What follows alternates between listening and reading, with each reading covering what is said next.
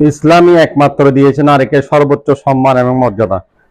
আমাদের মধ্যে কিছু বিপদগামী বোনেরা এই সম্মান মর্যাদাকে বাদ দিয়ে যারা সমান অধিকার চান, তাদের উদ্দেশ্যে আজকের কথাগুলো। আজকে থেকে যেহেতু সমান অধিকার, আজকে থেকে যারা সমান অধিকার চায় তাদের বিয়ে হলে তারা যদি তাদের মহারণা যদি নির্ধারণ হয় 10 লাখ, তারা পুরুষকে মহারণা দিবে 10 লাখ। পুরুষ যদি দৈনিক 8 ঘন্টা রিক্সা চালায়, মহিলাও 8 ঘন্টা রিক্সা চালাবে। একজন পুরুষ যদি মা বাবাকে 6 মাস খাওয়ায়, তাহলে তার যদি বোন থাকে, মা বাবা 6 মাস বোনের বাড়িতে জামাইয়ের বাড়িতে গিয়ে উঠবে, সেখানে তারা 6 মাস মা বাবাকে খাওয়াবে। একজন পুরুষ যদি মনে করেন একটা 50 কেজি চাউলের বস্তা 5 তলায় টেনে তুলে, তাহলে একজন স্ত্রীও তাহলে আগামী মাসে 50 কেজি চাউলের বস্তা টেনে 5 তলায় তুলবে।